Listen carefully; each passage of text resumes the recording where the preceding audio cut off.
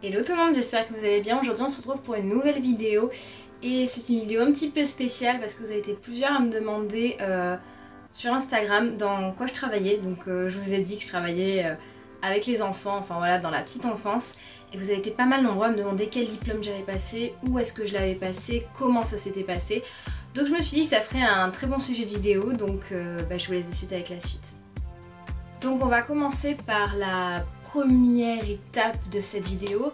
Donc quel diplôme j'ai pour travailler dans la petite enfance. Donc j'ai deux diplômes, deux CAP.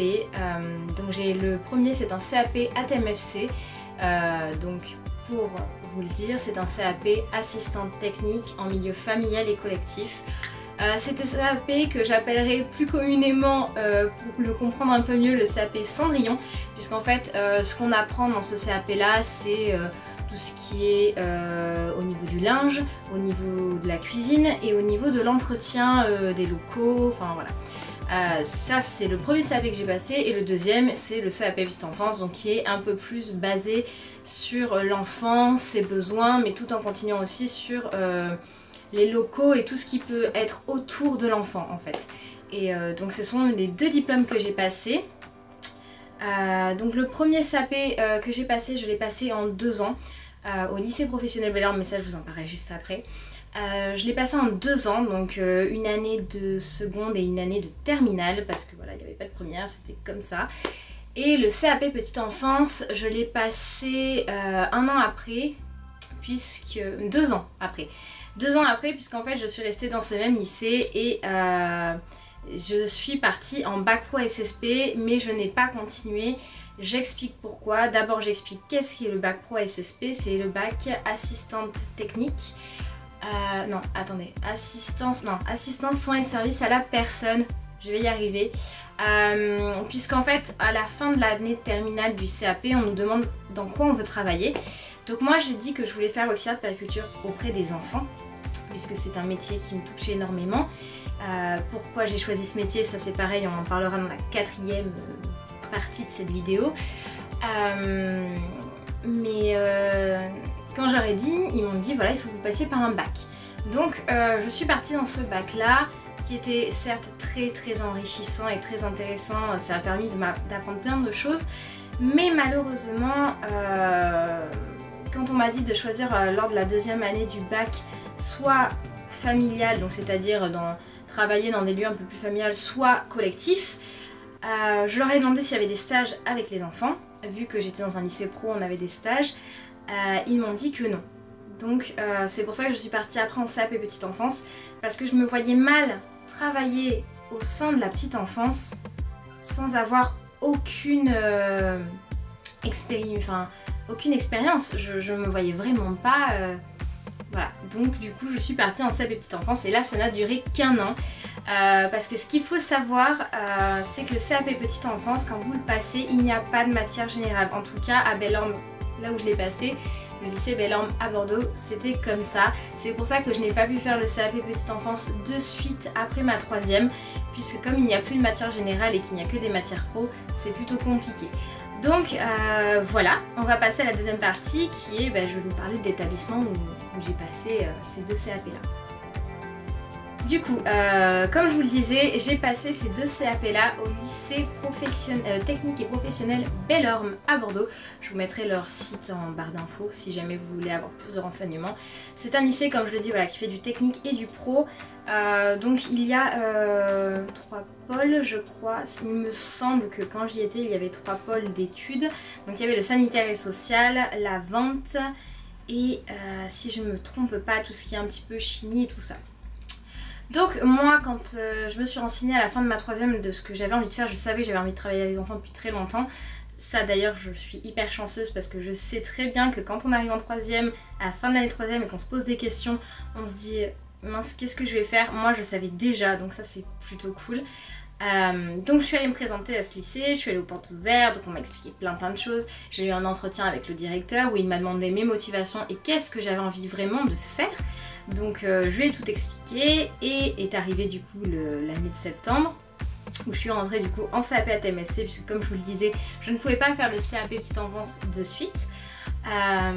Et j'étais très contente parce que Parce que ça m'a appris plein de choses. Alors certes pour moi le CAP ATMFC, donc CAP Cendrillon comme j'aime bien l'appeler, me sert quand même dans mon travail mine de rien, mais je pense que j'aurais pu apprendre tout ça chez moi, puisque très clairement on apprenait à faire la cuisine, on a appris à repasser, à trier des panières de linge pour les laver à la machine selon leur couleur, on a appris à faire des ourlets, enfin voilà, on a appris plein de choses comme ça, à passer l'aspirateur correctement, à nettoyer, enfin j'aurais pu faire chez moi très clairement parlant, mais en tout cas ça m'a quand même appris beaucoup de choses, puisque comme je vous le disais j'étais dans un lycée pro. Donc qui dit lycée pro dit stage, donc la moitié de l'année j'étais à l'école et la moitié de l'année j'étais en stage. Donc pendant ces 2 ans du premier CAP j'ai eu à peu près 6 stages. Donc j'ai eu des stages en milieu hospitalier, un stage en EHPAD, donc une maison de retraite, mais voilà c'est le nom qu'on donne aux maisons de retraite, et un stage du coup en crèche. La deuxième année ça a été pareil. Et est arrivé du coup la fin de l'année où j'ai eu mon CAP et on m'a dit bon vous voulez poursuivre dans quoi? Qu'est-ce que vous voulez faire? Donc j'en avais parlé avec mes professeurs déjà un petit peu, j'en ai reparlé avec le directeur, voilà, je lui ai dit voilà j'aimerais vraiment faire officier d'agriculture puisque c'est ce que voilà c'est mon choix de métier. Donc on m'a dit pour cela il faut que tu aies le bac, donc il faut que tu passes un bac pro à SSP. Donc arrivé je dis bon d'accord, allons-y, partons sur le bac pro. Mais ce que je ne savais pas à l'époque, et là je pense qu'il m'a un petit peu eu, c'est que avec mes 2 ans de CAP, j'aurais pu passer automatiquement en première du bac et ils m'ont passé en seconde. Donc je pense que comme c'est un lycée privé, voilà ça c'est la petite info que j'allais vous donner par la suite, Belorme est un lycée privé, donc un lycée payant. Et je pense qu'ils avaient envie un petit peu de gagner encore plus d'argent, donc ils m'ont passé en seconde. J'ai appris beaucoup de choses là aussi, voilà, il y avait des matières que je découvrais puisqu'on les avait pas en CAP. Et dont notamment la biologie du corps humain qui était vraiment géniale. Ça c'était vraiment une de mes matières préférées et cette prof d'ailleurs, je ne me souviens plus son nom mais je la remercie grandement parce qu'elle était tellement passionnée par ce qu'elle faisait qu'elle nous transmettait sa passion et ça c'était vraiment génial. D'ailleurs j'ai encore tous ses cours si vous voulez savoir.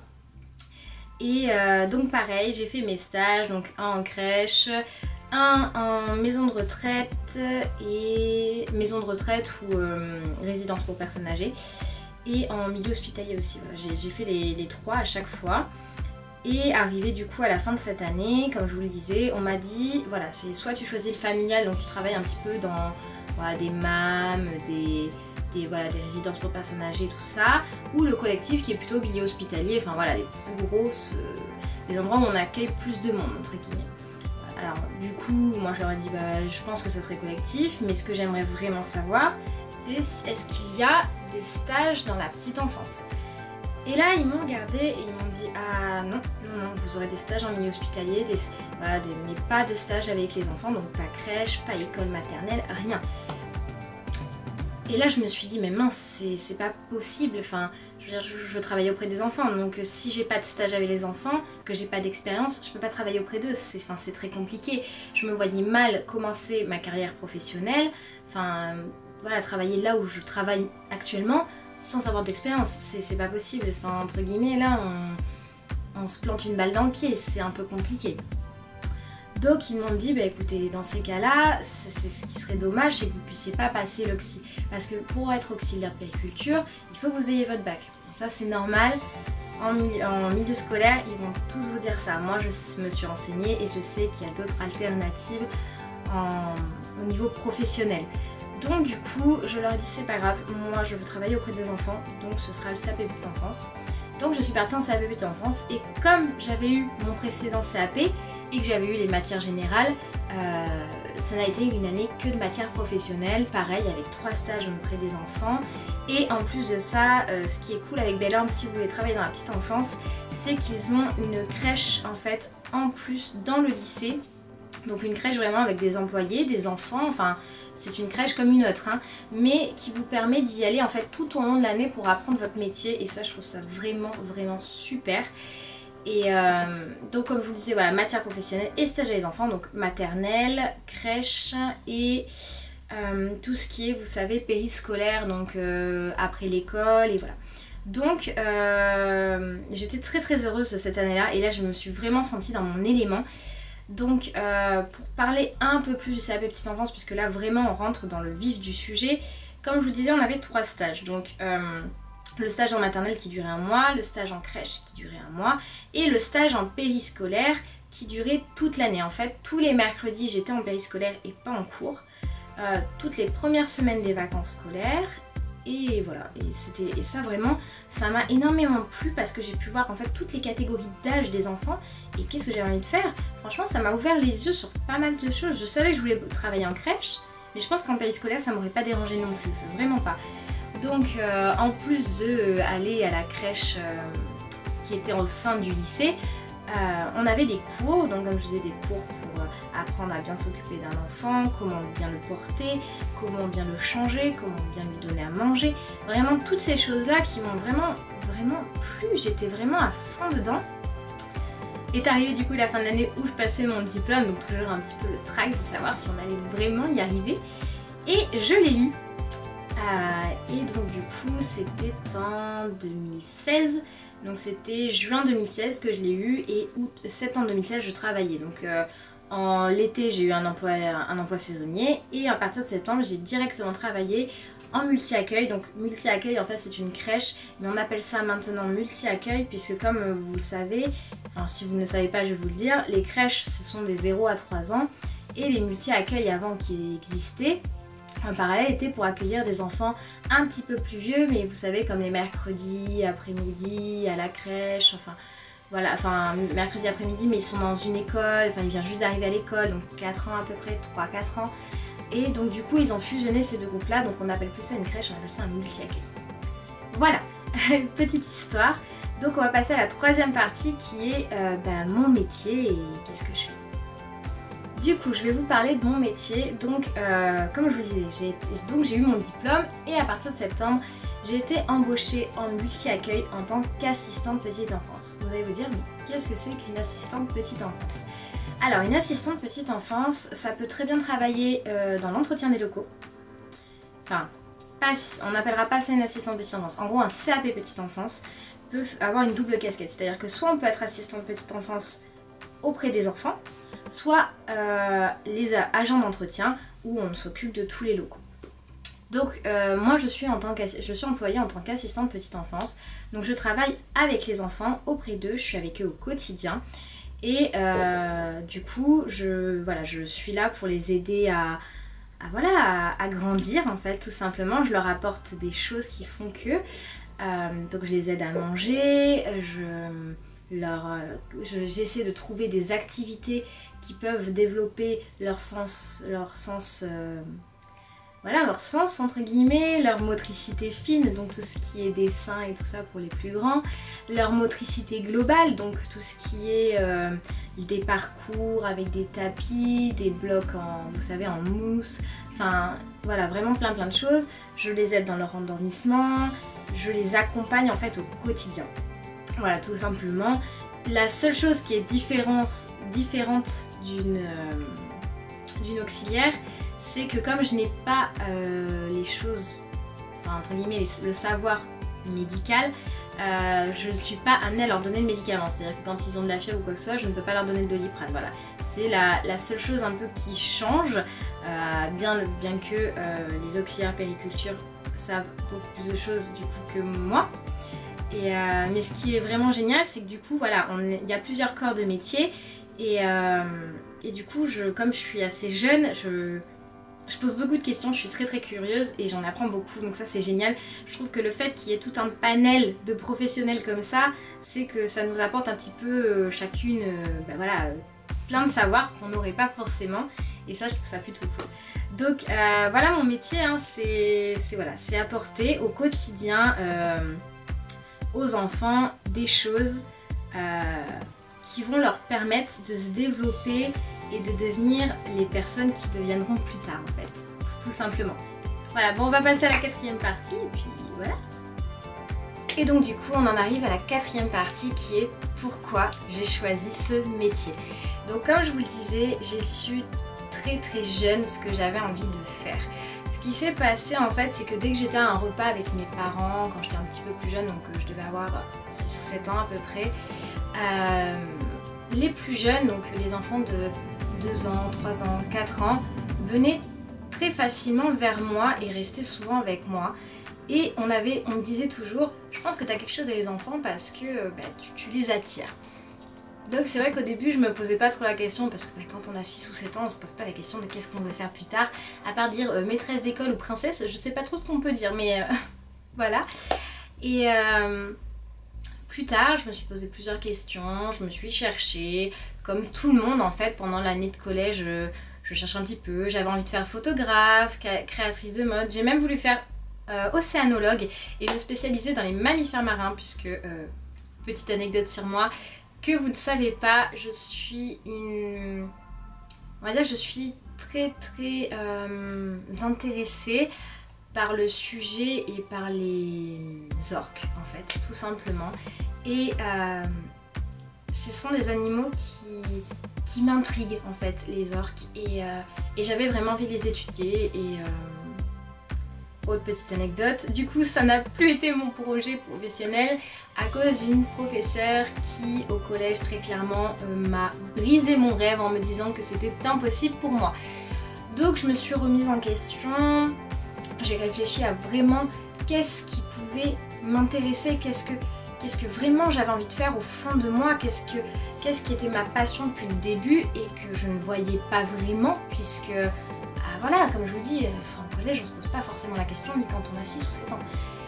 Et en réfléchissant bien, je me suis dit, j'ai envie de travailler avec les enfants, j'ai envie de leur apporter quelque chose, de faire quelque chose de mes 10 doigts, voilà, j'avais envie d'un métier vraiment, comme on dit, social, quelque chose qui me permet d'apporter quelque chose aux gens. Et on m'a posé la question plusieurs fois, pourquoi pas auprès des personnes âgées, pourquoi plutôt auprès des enfants? J'ai déjà ma réponse à cette question et je vais vous la donner en direct là, c'est que pour moi, je ne dénigre pas, attention, tous les métiers avec les personnes âgées, c'est vraiment pas. Mais pour moi, quand on travaille avec les enfants, on leur apporte quelque chose pour qu'ils deviennent la personne qu'ils deviendront dans leur vie future. Alors que quand on travaille avec des personnes âgées, oui on est là pour eux, on leur apporte plein de choses. Mais entre guillemets, on les accompagne vers la fin en fait, tout simplement. Et c'est ça en fait qui me... Et comme je suis quelqu'un de très fer-bleu, je ne me voyais pas travailler auprès de personnes âgées parce que je savais que ça allait être dur pour moi à encaisser de les voir partir en fait, tout simplement.